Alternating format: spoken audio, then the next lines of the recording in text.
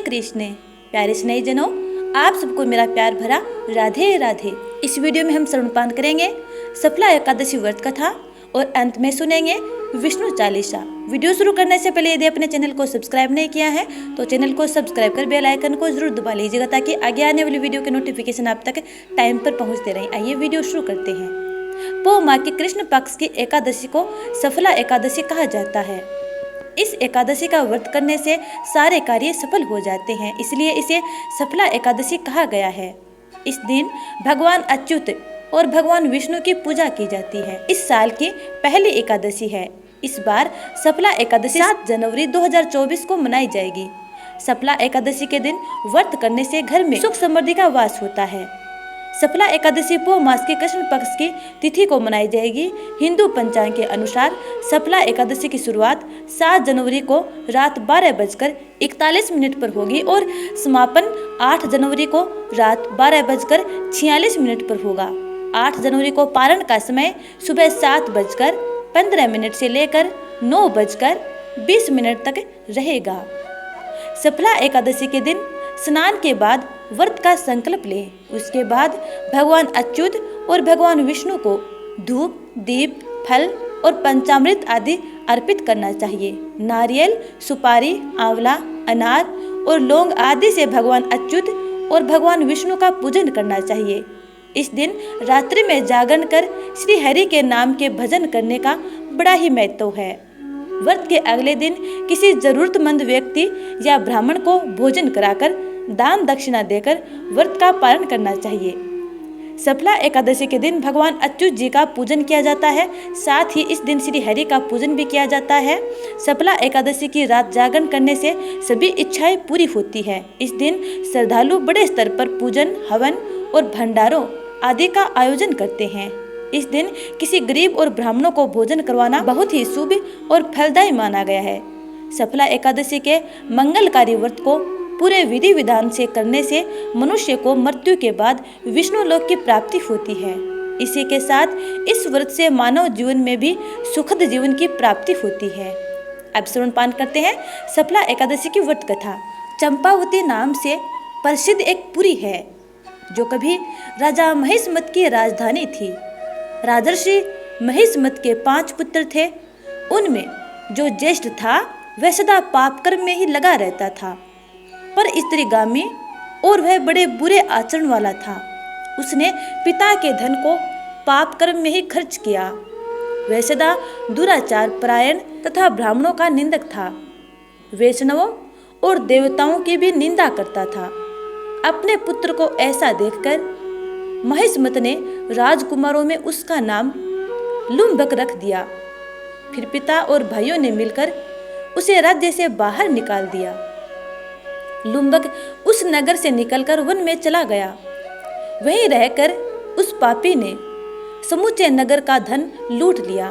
एक दिन जब वह चोरी करने के लिए नगर में आया तो रात में पहरा देने वाले सिपाही ने उसे पकड़ लिया, किंतु जब उसने अपने को महिष्मत का पुत्र बताया तो सिपाहियों ने उसे छोड़ दिया। फिर वह पापी वन में पुनः लौट आया और मांस तथा वृक्षों के फल खाकर और निर्वाह करने लगा। उस दुष्ट का विश्राम स्थान पीपल के नीचे था। वहां बहुत वर्षों का पुराना पीपल का वृक्ष था। उस वन में वह वृक्ष एक महान देवता माना जाता था। पाप बुद्धि लुम्बक वही निवास करता था। बहुत दिनों के पश्चात एक दिन किसी संचित पुण्य के प्रभाव से उसके द्वारा एकादशी के व्रत का पालन हो गया। पौष मास में कृष्ण पक्ष को 10वीं के दिन पापिष्ट लुम्बक ने वृक्षों के फल खाए और वस्त्रहीन होने के कारण रात भर जाड़े का कष्ट भोगा। उस समय न तो उसे नींद आई और न आराम ही मिला। वह निष्प्राण सा सो रहा था। सूर्योदय होने पर भी उस पापी को होश नहीं हुआ। सफला एकादशी के दिन भी लुम्बक बेहोश पड़ा रहा। दोपहर होने पर उसे चेतना प्राप्त हुई। फिर इधर उधर दृष्टि डालकर वह आसन से उठा और लेंगड़े के भांति पैरों से बार बार लड़खड़ाता हुआ वन के भीतर गया। वह भूख से दुर्बल और पीड़ित हो रहा था। राजन, उस समय लुम्बक बहुत से फल लेकर जो ही विश्राम स्थान पर लौटा, त्यों ही सूर्यदेव अस्त हो गए। तब उसने वृक्ष की जड़ में बहुत से फल चुने और निवेदन करते हुए कहा, इन फलों से लक्ष्मीपति भगवान विष्णु संतुष्ट हों। यूं कहकर लुम्बक ने रात भर नींद ही नहीं ली। इस प्रकार अनायास ही उसने इस व्रत का पालन कर लिया। उस समय सहसा आकाशवाणी हुई, राजकुमार, तुम सफला एकादशी के प्रसाद से राज्य और पुत्र प्राप्त करोगे। बहुत अच्छा कहकर उसने वरदान को स्वीकार कर लिया। इसके बाद उसका रूप दिव्य हो गया। तब से उसकी उत्तम बुद्धि भगवान विष्णु के भजन में लग गई। दिव्य आभूषणों की शोभा से संपन्न होकर उसने एकंटक राज्य प्राप्त किया और 15 वर्षों तक वह उसका संचालन करता रहा। उस समय भगवान श्री कृष्ण की कृपा से उसके मनोज्ञ नामक पुत्र उत्पन्न हुआ। जब वह बड़ा हुआ तब लुम्बक ने तुरंत ही राज्य की ममता छोड़कर उसे पुत्र को सौंप दिया और वह भगवान श्री कृष्ण के समीप चला गया, जहाँ जाकर मनुष्य कभी शोक में नहीं पड़ता। राजन, इस प्रकार जो सफला एकादशी का उत्तम व्रत करता है, वे लोग इस संसार में सुख भोग कर अंत में मोक्ष को प्राप्त करते हैं। वे लोग धन्य हैं जो सफला एकादशी का व्रत करते हैं, कथा श्रवण पान करते हैं अथवा कथा कहते हैं। जो व्यक्ति सच्चे हृदय से सफला एकादशी का आचरण करते हैं अथवा श्रवण पान करते हैं, उन्हें राजस्व यज्ञ का फल प्राप्त होता है। इसमें किंचित मात्र भी संदेह नहीं है। अब सुनते हैं गणपति बप्पा की कथा। फिर सुनेंगे विष्णु चालीसा, जो सभी कष्ट और दुखों को दूर करने वाली है। एक बुढ़िया माई थी जो नेत्रहीन थी। उसके एक बेटा और बहू थे। बुढ़िया माई हर रोज गणपति बप्पा की पूजा किया करती थी। एक दिन गणपति बप्पा उसकी पूजा से प्रसन्न होकर प्रकट हो गए और बोले, बुढ़िया माई, मैं तेरी भक्ति से अत्यंत प्रसन्न हूँ। तू जो चाहे सो मांग सकती है। बुढ़िया माई बोली, हे गणपति बप्पा, मैं क्या मांगूं और कैसे मांगूं, मुझे तो मांगना नहीं आता। तब गणपति बप्पा बोले, बुढ़िया माई, तुम अपने बेटे और बहू से पूछ लो, फिर मांग लेना। बुढ़िया माई अपने बेटे के पास गई और बोली, बेटा, गणपति बप्पा मेरी भक्ति से अत्यंत प्रसन्न हैं। वे मुझसे कह रहे हैं कि बुढ़िया माई कुछ मांग ले, तो क्या मांगूं? तब बेटे ने कहा, माँ, धन मांग लो। फिर बुढ़िया माई अपनी बहू के पास गई और बहू से पूछा। तब बहू ने कहा, माँ जी, नाती और पोते मांग लो। बुढ़िया माई ने सोचा, ये दोनों तो अपने मतलब की मांग रहे हैं, मुझे अपनी पड़ोसिनों से जाकर पूछना चाहिए। फिर बुढ़िया माई अपनी पड़ोसिनों के पास गई और उनसे पूछा। तब पड़ोसिनों ने कहा कि बुढ़िया माई, तू क्यों धन मांगे, क्यों नाती और पोते मांगे? तू तो थोड़े दिन ही जिएगी, इसलिए आंखों की रोशनी मांग ले, जिससे तेरी बची हुई जिंदगी आराम से कट जाएगी। बुढ़िया माई ने सोचा, मुझे अपने मतलब की भी मांगनी चाहिए और अपने बेटे और बहू के मतलब की भी मांगनी चाहिए।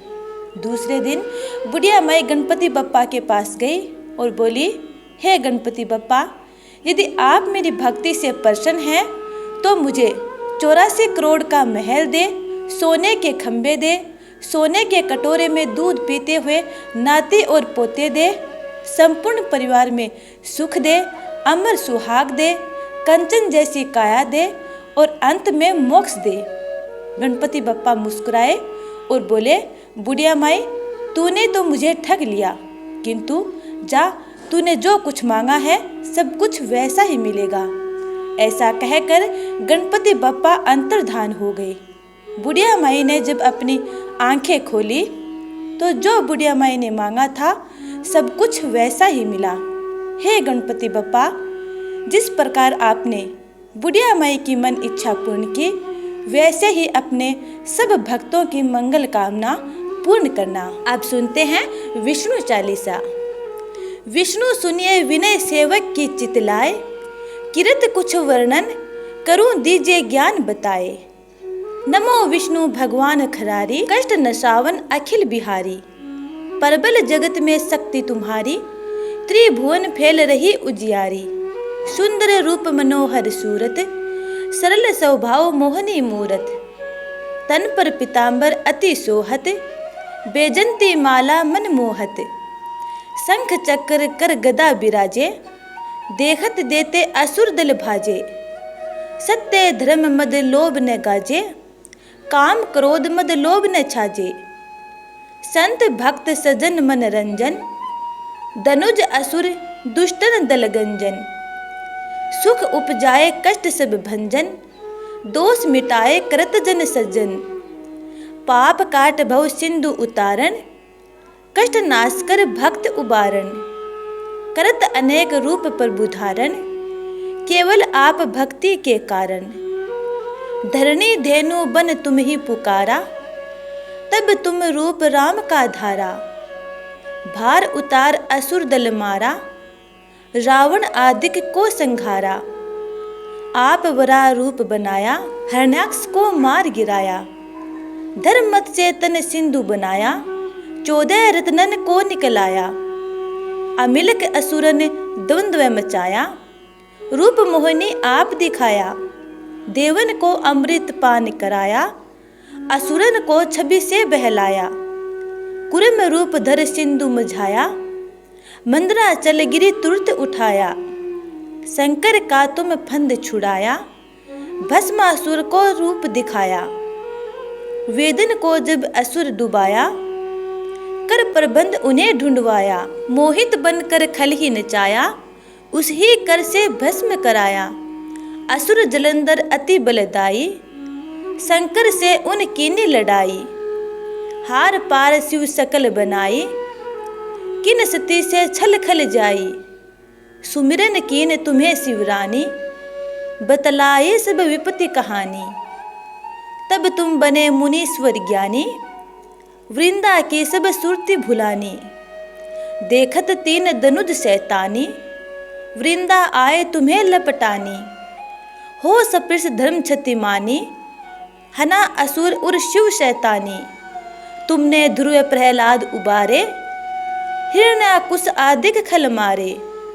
गणिका और अजामिल तारे, बहुत भक्त भव सिंधु उतारे। हरहु सकल संताप हमारे, कृपा करहु हरि सिरजन हारे। देखहूँ मैं निज दर्श तुम्हारे, दीन बंधु भक्तन हितकारे। चहत आपका सेवक दर्शन, करहु दया अपने मधुसूदन। जानो नहीं योग्य जप पूजन, होए यज्ञ स्तुति अनुमोदन। शिल दया संतोष सुलक्षण, विदित नहीं व्रत बोध विलक्षण। करहूँ आपका किस विधि पूजन, कुमति विलोक होत दुख भीषण। करहूँ प्रणाम कौन विधि सुमिरन, कौन भांति में करहूँ समर्पण। सुर मुनि करत सदा सेवकाई, हर्षित रहत परम गति पाई। दीन दुखिन पर सदा सहाई, निज जन जान लेव अपनाई। पाप दोष संताप नसाओ, भव बंधन से मुक्त कराओ। सुख संपत्ति दे सुख उपजाओ, निज चरणन का दास बनाओ। निगम सदा ये विनय सुनावे, पढ़े सुने सो जन सुख पावे। ओम नमो नारायणाय।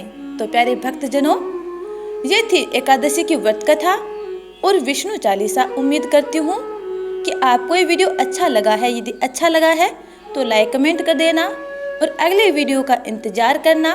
तब तक के लिए जय जय श्री राधे।